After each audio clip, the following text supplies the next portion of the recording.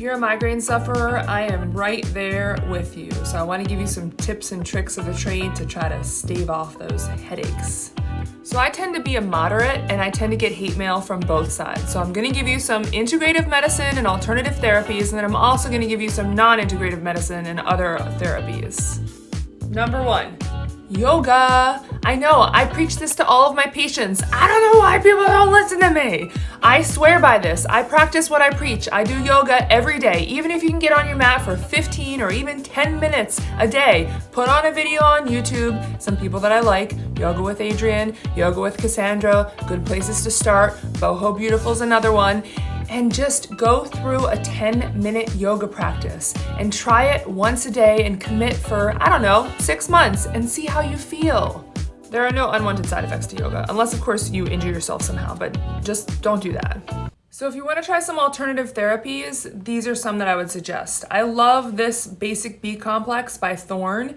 You can get it from multiple different sources online. It's pretty cheap. All of these B vitamins are water soluble, so you should take them without food, maybe first thing in the morning.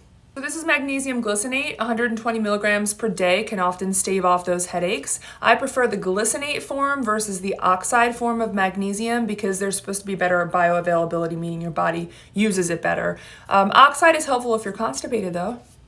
Now, it's always good to keep in mind that most of these supplements are not meant to be used as abortive medication. Instead, they're meant to be used as preventive medications. So you want to try to take them on a daily basis and keep a journal and see if your headaches improve.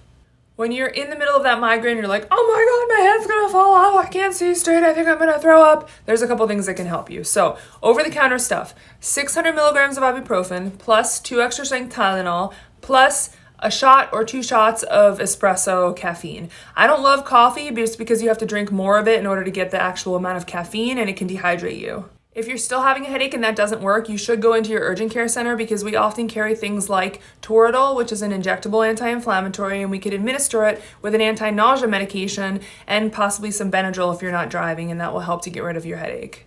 Last but not least, there are non-alternative therapies like injectable monthly medications. One of them is called Aimovig, and there are a couple others in the same category that you can get prescribed by a neurologist, and they are sort of more of a last resort, but can really, really, really help some people prevent migraines.